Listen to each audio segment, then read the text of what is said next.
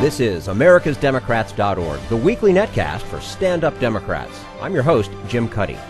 On today's show, American University Professor Peter Kuznick, who, in partnership with Oliver Stone, has produced a Showtime series on the untold history of the United States. He offers some historical insights that present a different view of Henry Wallace and Joseph Stalin. Author Sally Denton has written a book about an establishment plot to oust Franklin D. Roosevelt, and she compares his opponents to those who smeared President Obama. And Bill Press and his guest, Congresswoman Jackie Speier of California, who asks her Republican colleagues, "What are you here for?" Are you tired of Tea Party Republicans and Rush Limbaugh dominating the airwaves? Do you want the facts you won't get on Fox or even on CNN? Then stay tuned. Our sponsor, 21st Century Democrats, works hard to get everyday Democrats involved in returning our party to its roots and to success at the ballot box. Sit back and listen, then stand up and fight. And follow 21st Century Democrats on Facebook for all the latest progressive news. We're glad you can join us. Peter Kuznick is a professor at American University. He's teamed up with controversial director Oliver Stone to produce a series for Showtime that offers an alternate history of the United States since World War II than the history books tell us. He's also written a book to go along with the series, and he says it's just another side to American history. And joining us today on americasdemocrats.org, the weekly netcast for stand-up Democrats, Peter Kuznick is a history professor at American University and co-author with Oliver Stone of a book and Showtime series called The Untold History of the United States. Dr. Kuznick is director of the American University Nuclear Studies Institute and writes and speaks frequently about the use of the atomic bomb on Japan. Dr. Peter Kuznick, thanks for joining us today on americasdemocrats.org. My pleasure. Glad to be here. Now, you say your book is only about the dark side of American history. Since most people find historical events and trends to be ambiguous, what's the point of such a one-sided account? Our approach on this is that there are already libraries filled with books about American triumphalism, about the wonderful things that the United States has done throughout history. And there is not enough of an understanding. When you get to the colleges, that's a little different. History classes at the university level, at the good schools, take a much more critical approach to U.S. history. But what most students are taught in high school and elementary school and junior high school, and what they learn on television and from other places in the movies, is more of a rosy picture of the United States' role in the world. That somehow the United States is this city upon a hill, that we're God's gift to humanity, that we're exceptional. This notion of American exceptionalism runs deep in this country, that we're different than other countries. Other countries are motivated by greed, territorial acquisition, desire for power, but that the United States somehow is altruistic, benevolent, motivated by trying to spread freedom and democracy. There's a bit of that in our history, of course, but as an overall perception of what motivates the United States and what role we've played and how we're seen by the rest of the world, that's a very narrow perception. So we're trying to challenge that. Our purpose with this project, with the book and the documentaries, is to try to get a conversation going, as much of a national conversation as possible about what the United States has done wrong in the past 100 years or more, in order to try to correct those problems so we don't repeat them in the future. Well, shouldn't school children, though, still learn about the bright side of American history? You know, a country that's the world's oldest republic, a beacon of freedom, still the strongest economy in the world. I mean, nothing wrong with that, is there? No, there's nothing wrong with that. It's also a country that's got 800 to 1,000 bases around the world, that's got a massive arsenal of nuclear weapons, that's actually dominating the world in other ways and is attacking with drones and is fighting wars around the planet. I mean, there's another side to American history also. And so we're not saying don't teach the positive side. That's out there, and that's important to learn because the United States has done a lot of wonderful things. But we're also stressing that we need to have a more balanced view. We need to have a critical perspective on the American empire and the American century. We're speaking with Peter Kuznick, history professor at American University, co-author of The Untold History of the United States, which is a book as well as a Showtime series, and co-authored by with Oliver Stone. If the United States did not create the empire that you discredit, what would America look like today? Socially, economically, politically, moral, or militarily? This was actually a big debate in the late 19th century when the United States began creating an empire. And among those who was most critical of the United States developing an empire was William Jennings Bryan. But there were a lot of others. Mark Twain was a leading opponent of American imperialism during that period, and there were a lot of other very, very prominent people who were critical. And they were working on the assumption that you can't be both an empire and a republic. The 19th century notion of American republicanism is based upon the notion that there's going to be a rough equality of wealth among the citizens, that you're not going to have these great gaps between rich and poor, that you're going to not have a large military. Once you start developing an empire, you have to build up a military. You start getting involved overseas. You start repressing other people's freedom. That's what happens in 1898, 1899 in the Philippines. Up to that point, the United States had been a friend of revolution, a friend of reform, a friend of change, a friend of progress around the world. But beginning with the Spanish-American War, the United States intervenes against the popular uprising in the Philippines and represses it brutally. And that sets a pattern that we're going to see repeated over and over again throughout the 20th century and continuing to the 21st century. We see it repeatedly throughout Latin America.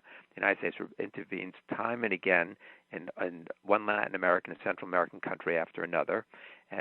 But that pattern, we think, is an insidious one, a destructive one that goes against the positive nature of the United States as a republic with some democratic tendencies.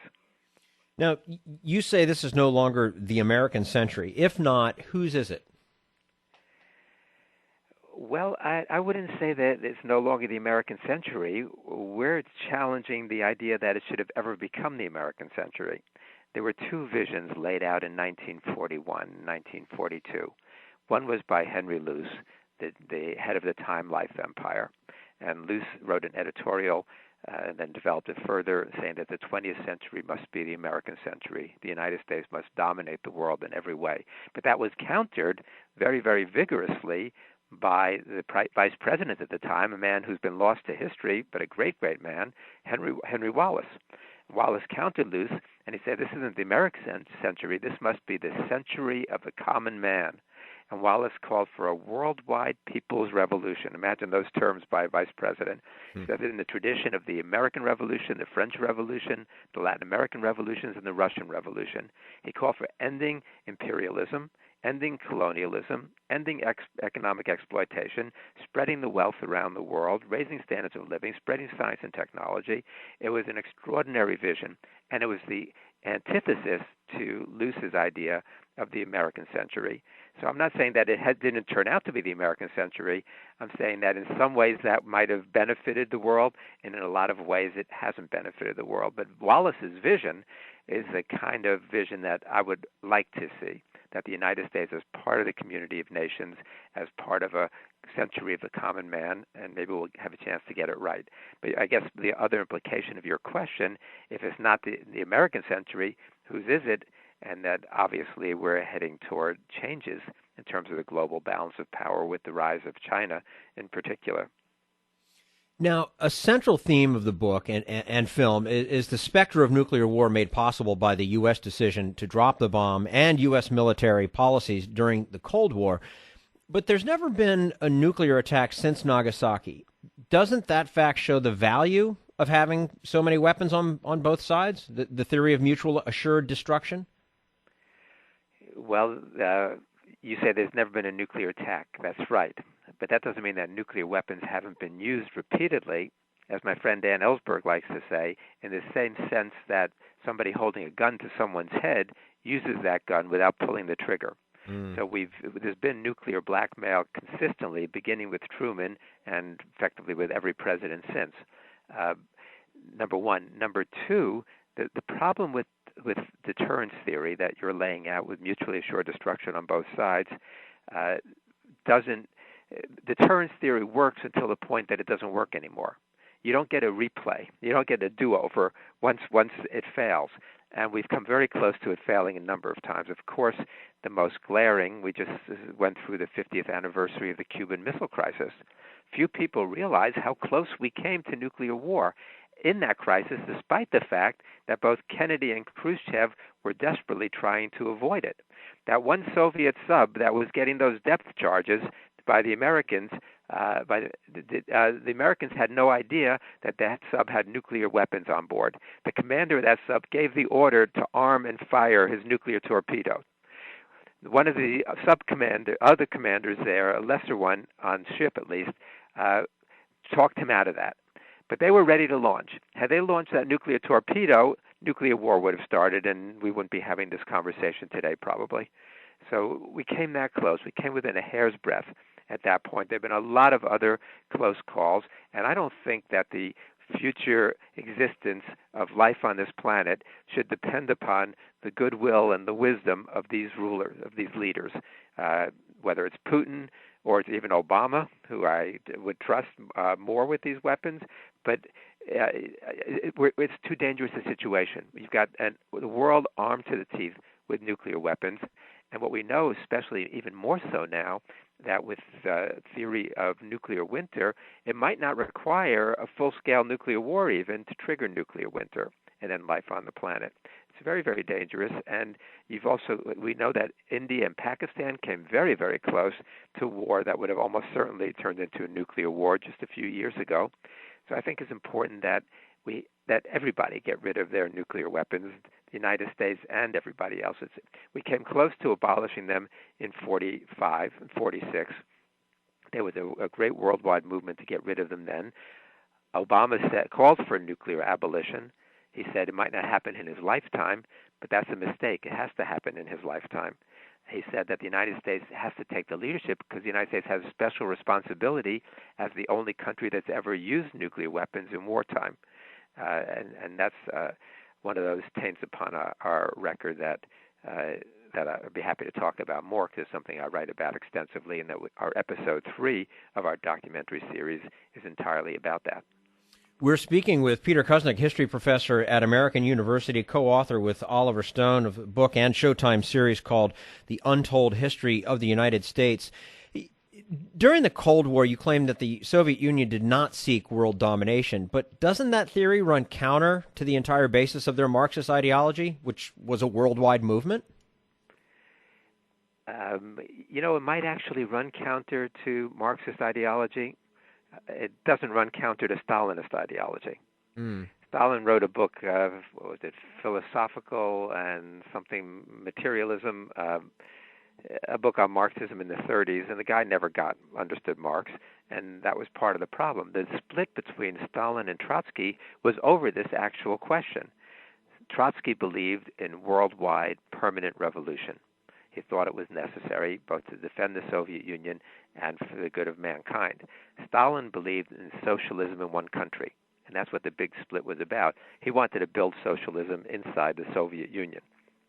Marx, as you might know, had initially felt strongly that a communist revolution could not work in Russia because Russia was too backward economically and too backward culturally, that it would have to take place first in the United States or West Germany, one of the advanced industrial countries. And clearly he was right, and we've paid the price for that. But Stalin was never a revolutionary in that sense. Stalin was trying to protect the Soviet Union in the way he understood it as a Russian nationalist. And his big concern at the end of the war was that the Soviet Union had been attacked by Germany twice within 25 years through Eastern Europe. He wanted a buffer zone. He wanted the friendly governments throughout Eastern Europe to make sure that that couldn't happen again.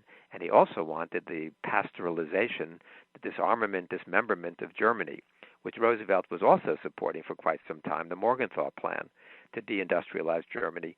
What Stalin was most concerned about was the buildup and the remilitarization of Germany. So Stalin, in fact, Stalin could have spread revolution much more easily. He could have supported the communist forces in China, which he didn't. He could have supported the liberation forces in Greece. He didn't. Because of his deal with Churchill, he let the British go in there and massacre the progressive forces in Greece. The Communist Party in Italy and France could probably have taken power. They were winning over 20% of the vote. There were 1.7 million members of the Communist Party in Italy.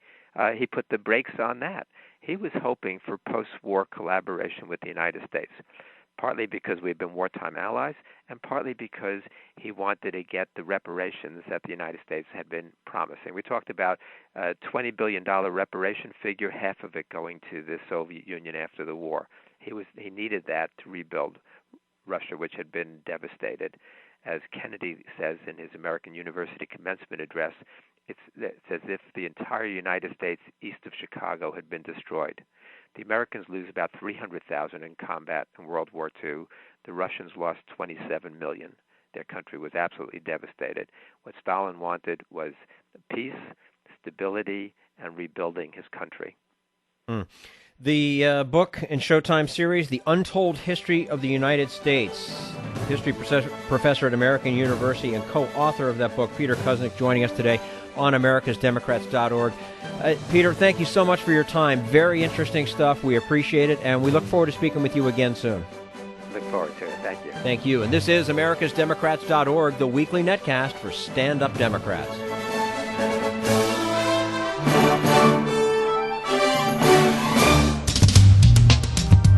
We want you to sit back and listen, but we need you to stand up and fight. Do you want to get involved and help get our party back to its roots and to success at the ballot box? You can make your contribution to Democrats for America's Future and help us keep this show going and to elect Democrats who will stand up for democratic principles. Go to americasdemocrats.org and click on Donate at the top of the page. This is americasdemocrats.org, the weekly netcast for stand-up Democrats.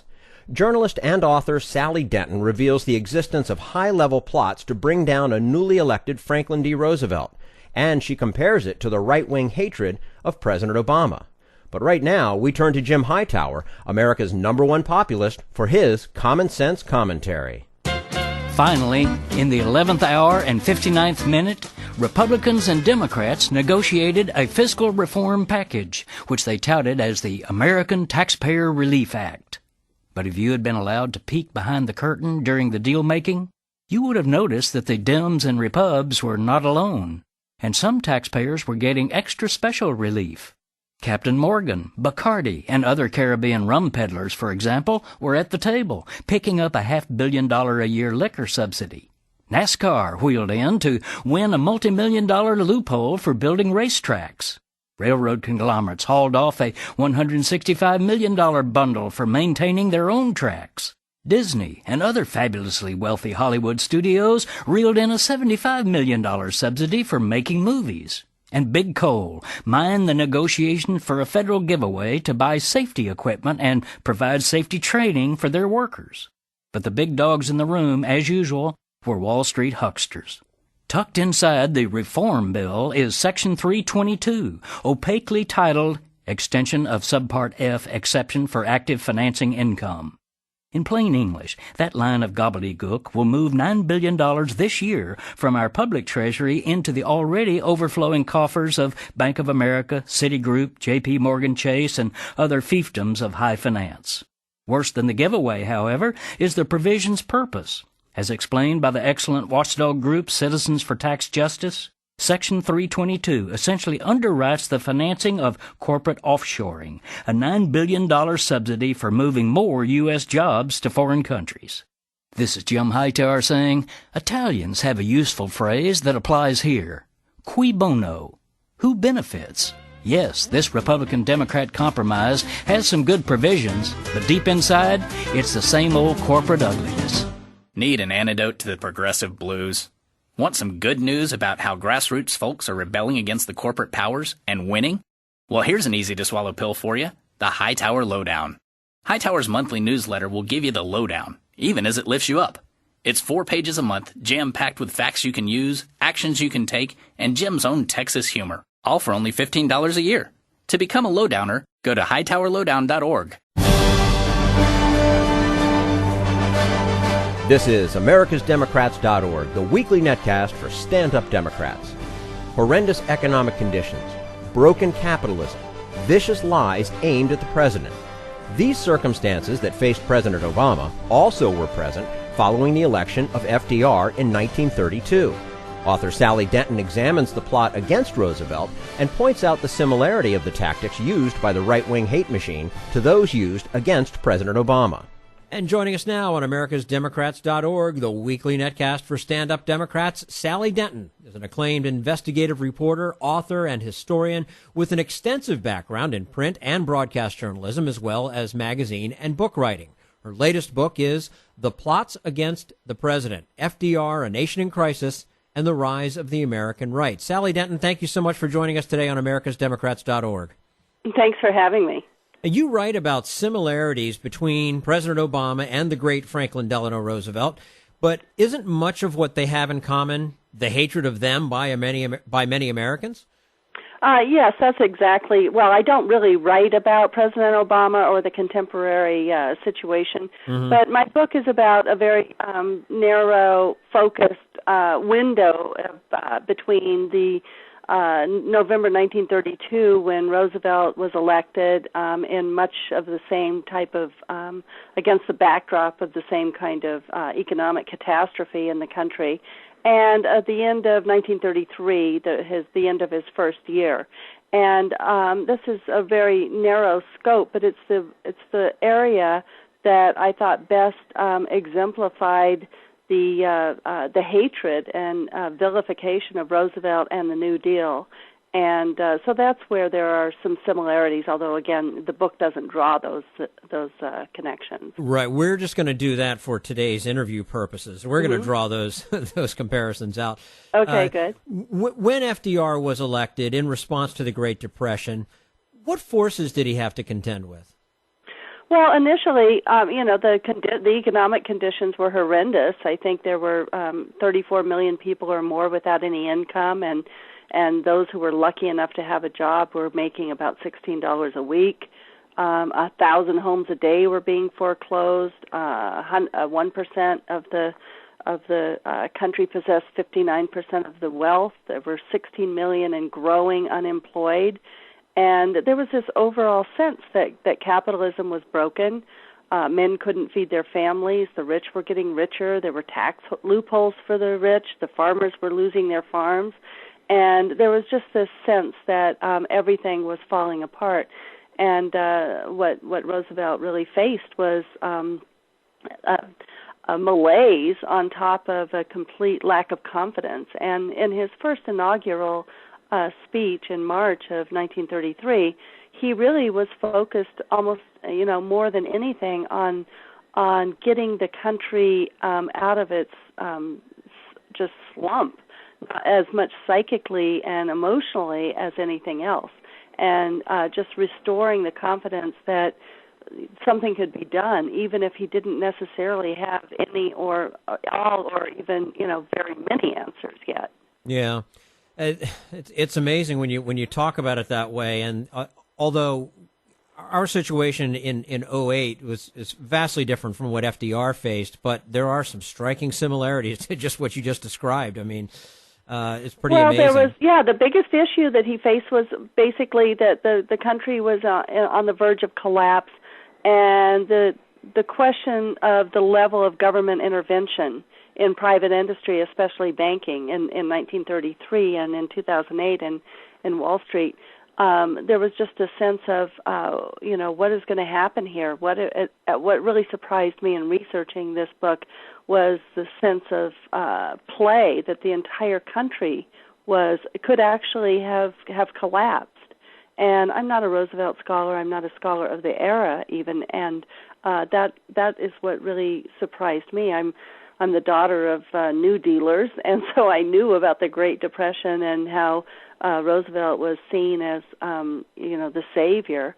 But I didn't realize that there was really so much at play, that there was a flirtation with other forms of governance, and that there were, intellectual and elite forces who were actually looking at the possibility of fascism. Mm-hmm. There were fascism, socialism, communism, capitalism. It was really a sense that anything could have happened. It could have gone any number of ways.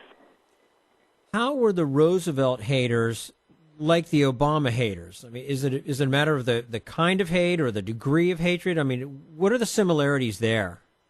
Well, the degree of hatred, the 100 days, the first 100 days of Roosevelt's term were really not that radical. I mean, he bailed out the banks. He encouraged Americans to spend. He sought to balance the budget, and he didn't.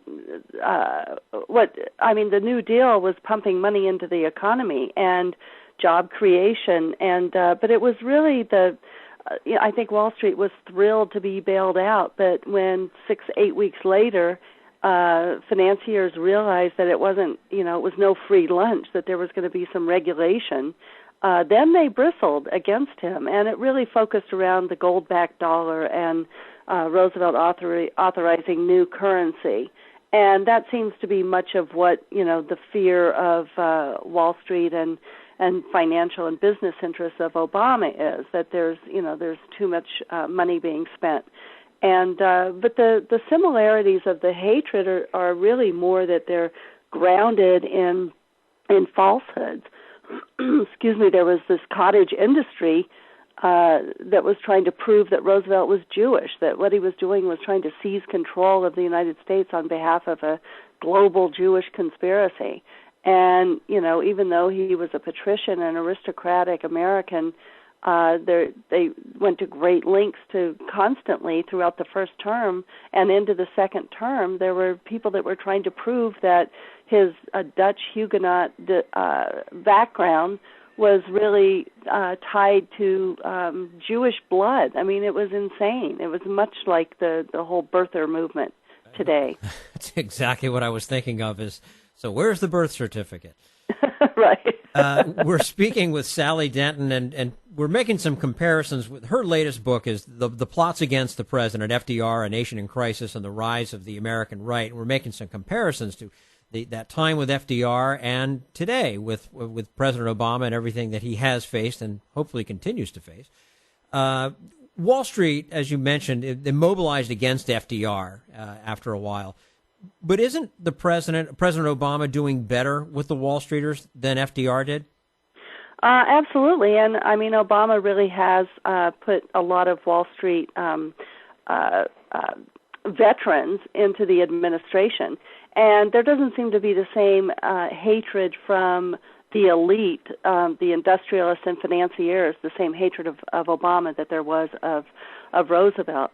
And I think much of the hatred of Roosevelt by those forces, I think, stemmed in great part from the fact that they saw him as one of them, and so they really saw him as a traitor. I mean, the famous line that he had been a traitor to his class, which Roosevelt didn't really understand, because he felt that he had come in and saved capitalism, saved Wall Street, saved America as we knew it. And he was always baffled by this reaction from, the aristocratic circles from which, he had risen. Of course, there are some that would argue that Roosevelt did a lot more to the Wall Street people and getting rid of some of the people at the top, whereas the President Obama has sort of left some of those same people in place that were a part of this crisis. Well, yes, he has, but on the other hand, I mean, it's a complex situation, and Roosevelt, Obama has not pulled the plug on the federal prosecutors in New York City going after Wall Street, and much the same way that Roosevelt, lent political support to Ferdinand Pecora, who went after Wall Street in 1932 and 33, in 33 and 34. And I would think that there are ways. I mean, the situation seems very different to me in the complexity and the staggering amounts that are now, that the economy is so much different in 2012 than it was in 1932. That you can only draw the comparisons so much because it's just entrenched in ways that the business community was not entrenched in American society in 1933. Mm-hmm. And it's also, I think we should point out that there are a lot of rules and regulations in place now that weren't back then. So There are, and most of these are New Deal rules or FDR rules that have been gradually rolled back, beginning with the Reagan era. I think. I mean, there's been a great rollback of the regulations on Wall Street. But yes, when Roosevelt came in, I mean, there was no Securities and Exchange Commission or FDIC. There were no safety nets for anything. There was no unemployment insurance, no Social Security, no old age pension. I mean, nothing. And so it really, I think it's, I don't think it's necessarily fair to draw as many distinctions as people try, although I think that the real comparisons are in the reaction to Roosevelt and the reaction to Obama. And my book is less about, what Roosevelt did than in what the response to him was, this absolute vitriolic hatred. Yeah. Now, you point out that big business interests that hated FDR were in league with some pretty dangerous demagogues like Charles Coughlin, Huey Long. Do you see parallels today with the Tea Party being used by larger interests? Oh, I think that's probably, I'm sure that when there's this level of fear and hatred, there's always these coalitions of strange bedfellows. And I'm certain that must be going on today. I don't know what the relationships are, but I mean, when you see Sheldon Adelson and Newt Gingrich, and then you see, the Foster Freeze, and I mean, I think that whenever you've got a tempestuous situation like we have today, a politically tempestuous situation, that there are going to be forces that use each other. I mean, Huey Long was using Father Coughlin, even though Father Coughlin thought it was the other way around. But here was somebody from the right and somebody from the left who coalesced together. Huey Long thought that Roosevelt wasn't going far enough in redistributing the wealth, and Father Coughlin thought he was going too far in placating the communists, recognizing the Soviet Union. And so you have all these kind of disparate forces, which I also see in the Tea Party and the ultra-conservative right movement today. You have all these disparate forces that are all pulled together with their common hatred of President Obama, and whether or not that's really because of his monetary policies, or if it's because of his social values, or if it's because of his race. I mean, I think there are the combinations of all of these. And in the end, history does repeat itself, though, right? Absolutely. And in the end, it's also, I found, redemptive. I mean, if America could crawl through the whole of 1932 and 33, and I really believe that it could happen again. The name of the book, The Plots Against the President, FDR, A Nation in Crisis, and the Rise of the American Right. Sally Denton, we appreciate your time with us today on americasdemocrats.org and look forward to speaking with you again soon. Many thanks. Thank you. This is americasdemocrats.org, the weekly netcast for Stand Up Democrats.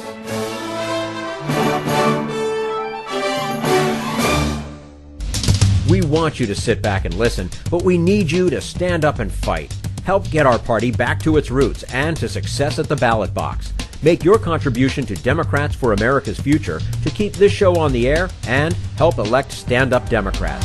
Go to americasdemocrats.org and click on Donate at the top of the page. This is americasdemocrats.org, the weekly netcast for stand-up Democrats. And now, Bill Press and his guest, Congresswoman Jackie Speier of California. What do you know? President Obama signed the fiscal cliff legislation from Hawaii by auto pen. I think that shows what he thinks about it. Good morning, everybody. Great to see you today. It is Thursday, January 3rd.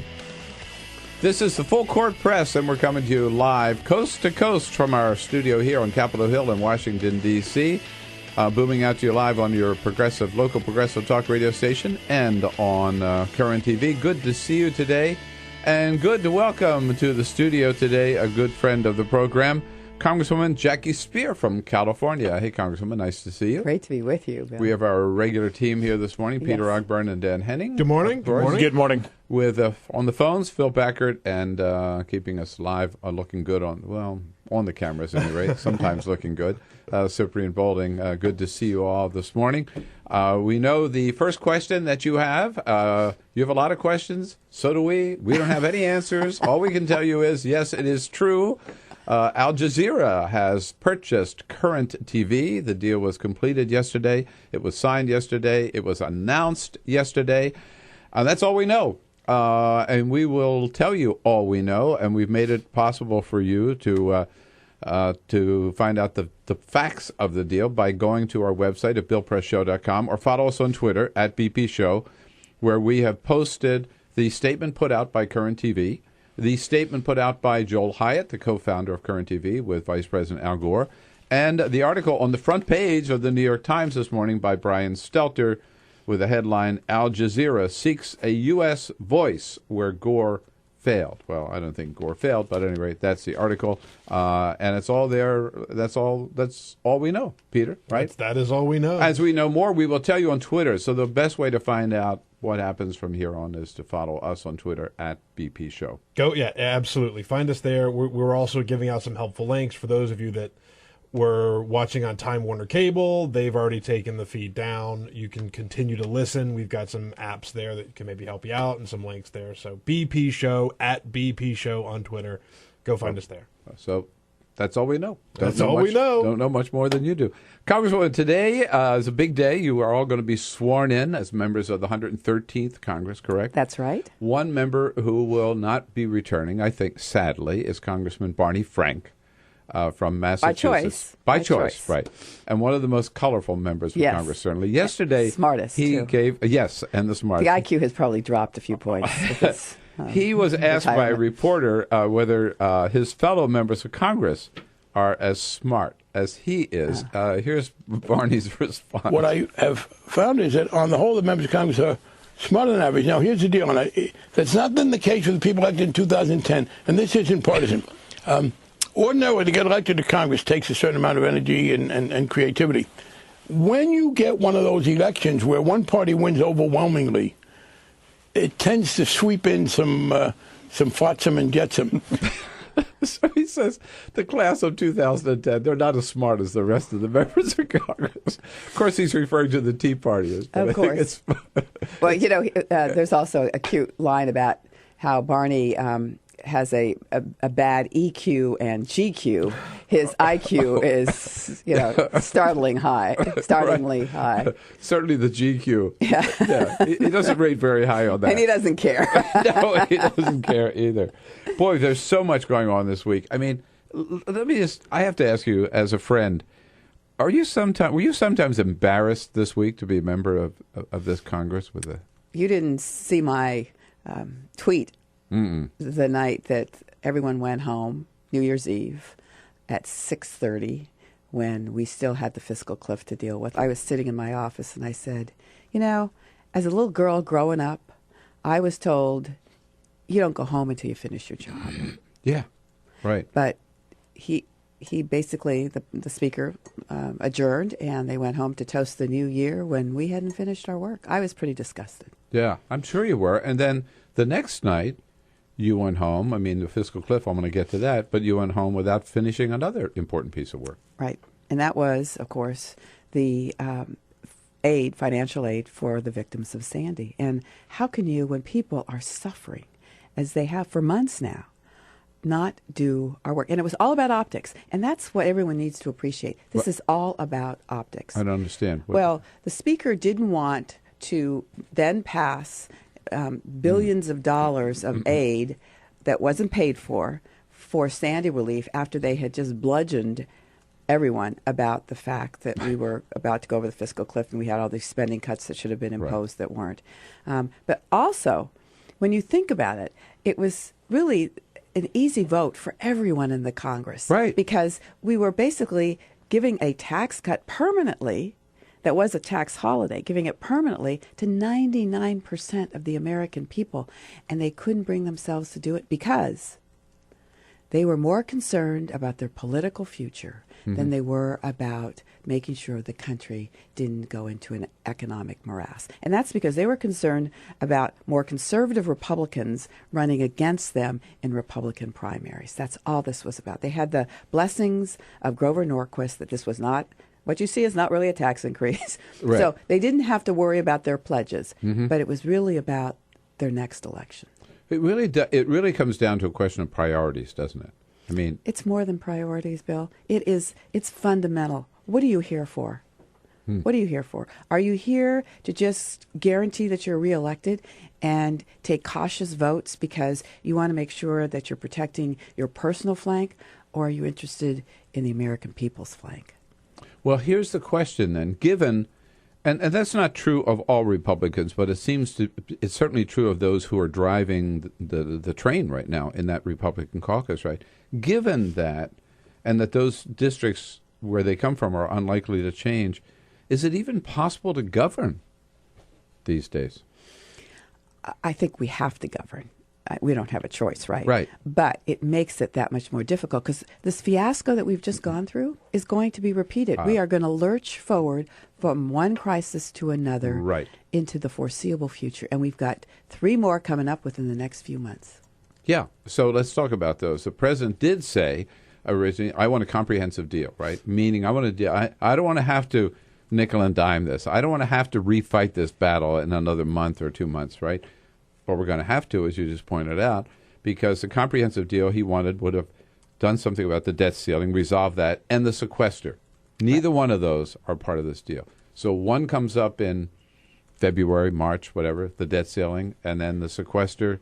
And then the continuing resolution. And then that's right. So there are 3 battles coming up. Each one of them is going to be as difficult? Well, because the expectation is, and I think we should assume that the Republicans will dig in their heels. They will really send us over the cliff like they did when we had the debt ceiling that had to be increased back in 2011, the summer of 2011. We saw what happened to the market. We saw what happened to our bond rating. Right. And this time, they're not going to be nearly as kind in terms of those that are rating us. And all of a sudden, it's going to have a profound impact. And again, debt ceiling is all about paying your credit card. We each get a credit card. Right. We buy things on credit. Each month we get a statement we're supposed to pay it. This is like basically saying, I'm not going to pay my statement. I'm just not going to pay it. We can't do that.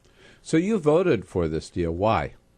Because it protects those who are unemployed today. It protects those who are low and middle income in terms of child care tax credits, in terms of the tuition credits for college students of families that are low and middle income. It does protect those under $250,000. Unfortunately, it went much farther than that. Right. And I'm one of those who would basically say that we should have continued this tax holiday for those making under $250,000 for a period of time for us to come out of the economic recession. But to somehow put these tax cuts in as permanent tax cuts, I think is defying what we are as Americans in terms of wanting to protect those on Medicare and Social Security and Medicaid, because we're running out of areas in which to cut without going to the bone of some of these programs that are truly safety net. And even though there are no cuts to Social Security or Medicare, good for the president holding out on that, in this deal, right, you know that they're going to come back with a vengeance, the Republicans will, and demand those as a price for raising a debt ceiling. Correct? Isn't that what we can look? And, the president already put a card on the table for the changed CPI, which is really much more deleterious than people have been led to believe in terms of how much money is taken out of senior citizens' Social Security checks. It is going to have a profound impact. So we're going to, protect those on the higher end of the financial scale and stick it to those on the lower end. There are things we have to do. Believe me, Medicare is way too expensive. It is one of the last bastions of fee-for-service. If you look virtually anywhere in California, for instance, it's capitated. physicians are paid on a monthly basis, regardless of what kind of services they provide to a member. But fee-for-service and Medicare is how we're still operating. You can't do that moving into the future.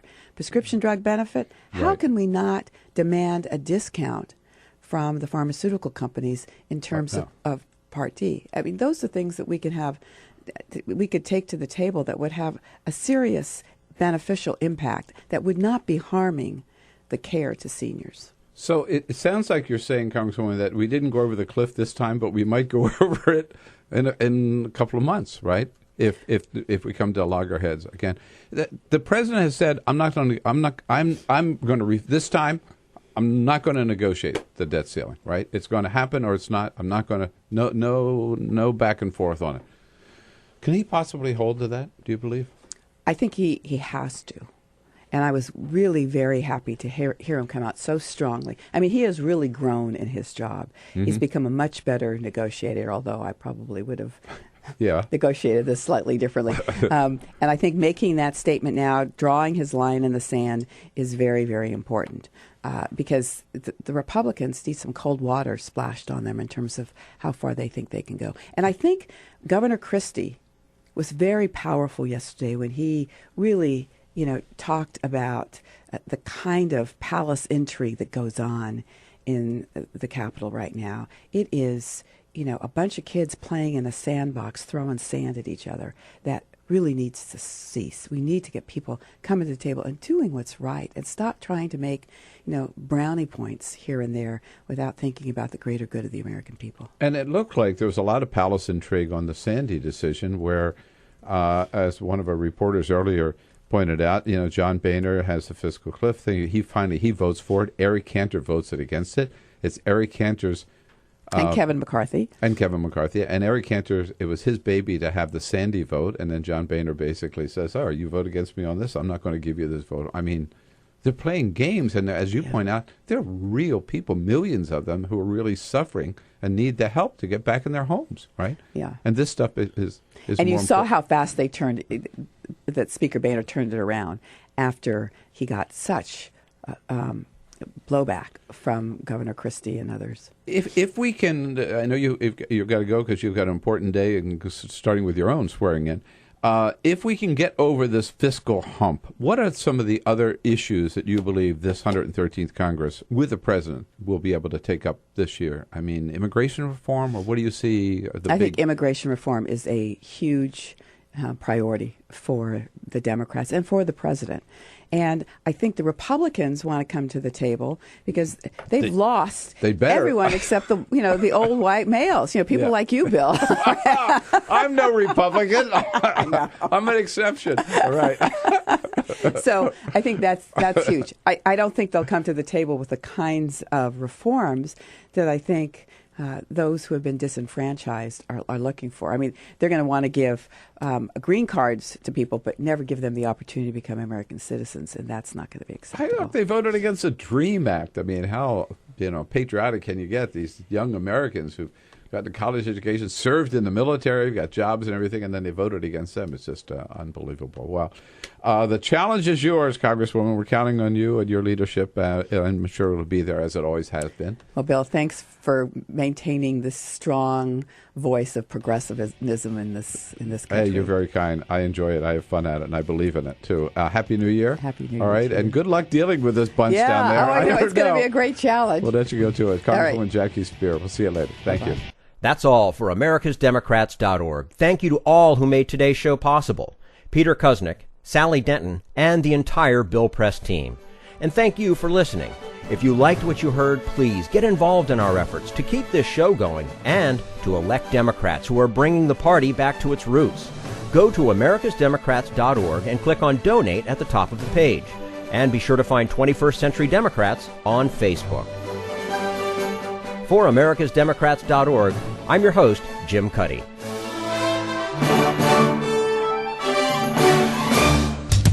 We want you to sit back and listen, but we need you to stand up and fight. Join us, support the show, and help elect Democrats who will stand up for democratic principles with your contribution today. Go to